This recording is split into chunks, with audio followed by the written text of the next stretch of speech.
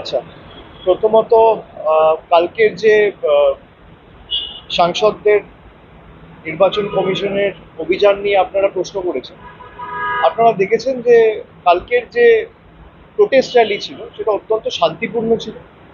সেখানে কোনো রকম কোনো ভায়োলেন্সের কোনো জায়গা ছিল না।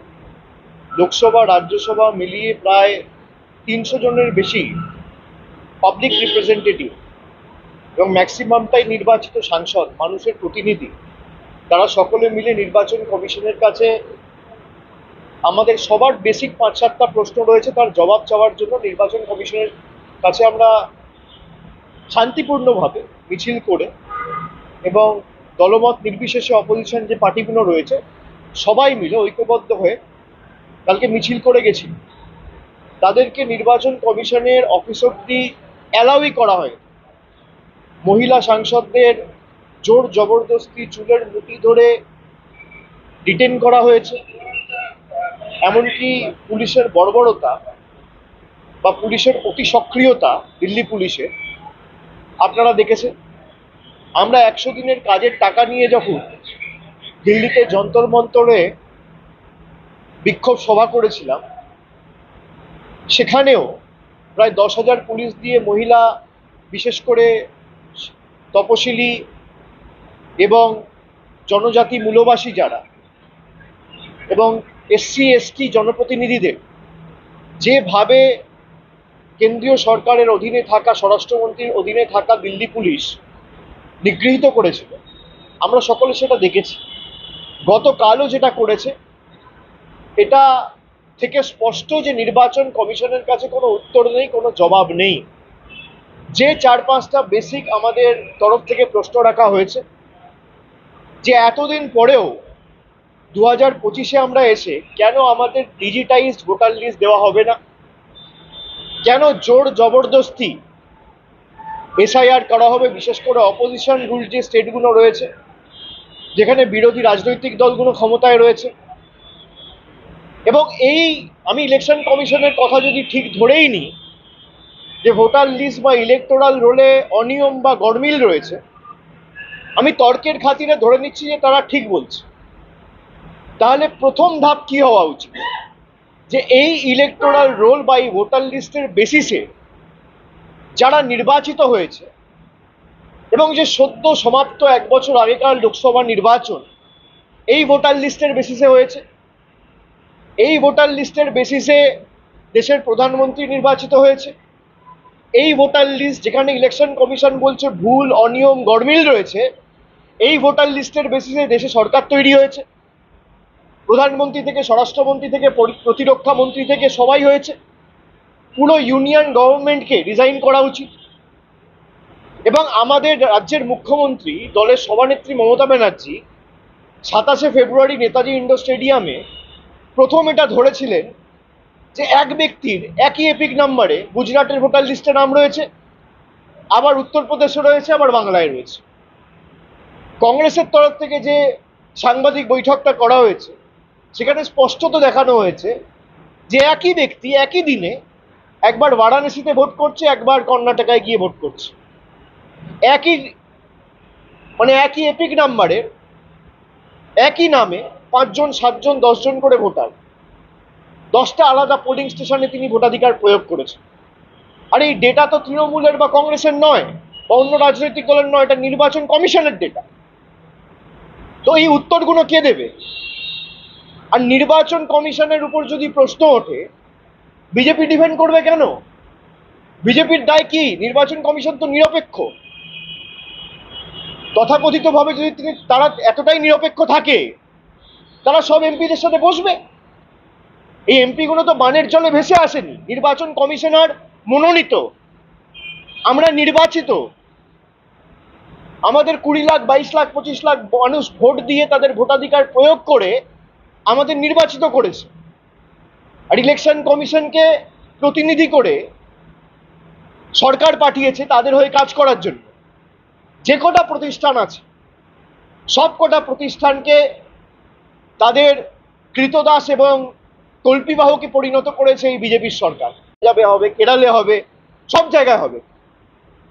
কিন্তু আপনি থাকবেন পদে, আর বাংলায় এসআইআর হবে, তা তো হবে না। এই ভোটেই তো মহারাষ্ট্রে আপনারা জিতেছেন, এই ভোটেই তো হরিয়ানায় জিতেছেন। তাহলে আগে তো এই রাজ্য সরকারগুলোর পদত্যাগ করা উচিত। कल जो हुआ दिल्ली में, लोकतांत्रिक तरीके से, शांतिपूर्ण तरीके से 300 सांसद ऑपोजिशन के, और इनमें बहुत सारे महिला सांसद भी थे, इनको जिस तरीके से दिल्ली पुलिस ने धक्का दिया, इनके साथ बर्ताव किया, इनको रोका, ये स्पष्ट दिखाता है, दर्शाता है कि इलेक्शन कमीशन, चुनाव आयोग डरा हुआ है। इनके पास हमारे सवाल के कोई जवाब नहीं है। अगर आपके पास जवाब है तो आप दो भाई, कि एक ही एपिक नंबर पे गुजरात में और बंगाल में वोटर कैसे है, एक ही नाम पे अलग अलग 10 पोलिंग स्टेशन में वोटर कैसे है, एक ही एड्रेस पे 5 बाई 10 स्क्वायर फीट एक मकान में 100 वोटर कैसे रह सकते हैं, जिनका कोई अता पता, कोई एग्जिस्टेंस नहीं है। और इलेक्शन कमीशन अगर कह रहा है कि वोटर लिस्ट में गलती है, ऑपोजिशन के सारी पार्टी कह रहा है कि एसआईआर नहीं होना चाहिए, मैं इलेक्शन कमीशन को कहूंगा कि चलिए मैं मानता हूं आप सही कह रहे हो, तो पहला तरीका क्या होना चाहिए, पहला स्टेप क्या होना चाहिए?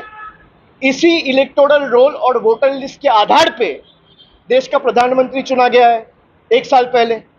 इसी वोटर लिस्ट और इलेक्टोरल रोल के आधार पर बीजेपी के 240 सांसद चुने गए हैं। इसी वोटर लिस्ट के आधार पे देश के गृह मंत्री चुने गए हैं। इसी वोटर लिस्ट के आधार पे देश के स्वास्थ्य मंत्री चुने गए हैं, रक्षा मंत्री चुने गए हैं। इसी वोटर लिस्ट के आधार पर जो इलेक्शन कमीशन कह रहा है जिसमें फेक वोटर है, इसी वोटर लिस्ट के आधार पर यही सांसद जो चुने गए हैं वो आने वाले दिन में राष्ट्रपति चुनेंगे, उपराष्ट्रपति चुनेंगे। तो पहला कदम चुनाव आयोग का यह होना चाहिए कि अगर वोटर लिस्ट में कोई भी इरेगुलरिटी है तो भाई लोकसभा डिसॉल्व होनी चाहिए। आप लोकसभा डिसॉल्व करिए, पूरा देश में एसआईआर करिए, कोई दिक्कत नहीं है। लेकिन एक सिलेक्टिव नहीं कर सकते ना कि गुजरात में एसआईआर नहीं होगा, गुजरात में वोटर लिस्ट ठीक है, उत्तर प्रदेश में वोटर लिस्ट ठीक है, मध्य प्रदेश में ठीक है और बंगाल में नहीं है, बिहार में नहीं है, तमिलनाडु में नहीं है। क्यों नहीं है? आपको पता है कि बिहार में अगर लोग वोटाधिकार, अपना लोकतांत्रिक अधिकार प्रयोग करेंगे तो आप हारोगे, आप चुनाव जीत नहीं सकते लोकतंत्र तरीके से। तो आप लोग का जो हक है, जो डेमोक्रेटिक राइट है, वो छीनना चाहते हैं। ये एक तरफा तो हो नहीं सकता। जो नियम और जो कानून आपके लिए एप्लीकेबल है, वही नियम और वही कानून इस देश में, अगर मैं बंगाल में हूं और आप गुजरात में हैं तो एक ही कानून है। भाई अगर एसआईआर आप करना चाहते हो तो आप एसआईआर करिए, लेकिन पहला कदम लोकसभा डिसॉल्व होना चाहिए। If the government is elected on the basis of the same flawed SIR, then the legitimacy of the central government is null and void. The government of the day should resign, the union government should dissolve, the Lok Sabha should be dissolved.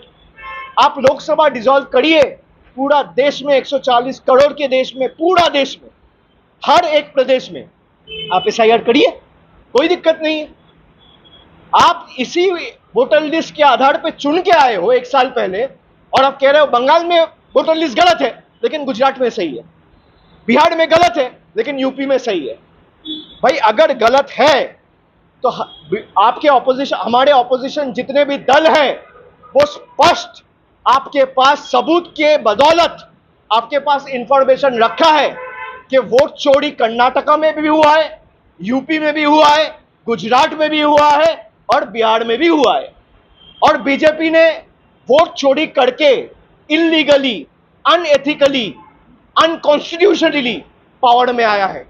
अगर SIR होगा तो पूरा देश में होगा और उसके लिए पहला कदम प्रधानमंत्री से लेकर पूरा कैबिनेट को इस्तीफा देना होगा, लोकसभा डिसॉल्व करना होगा, उसके बाद आप एसआईआर करिए। ठीक है, ये मैं स्पष्ट करता हूं। बहुत बहुत शुक्रिया।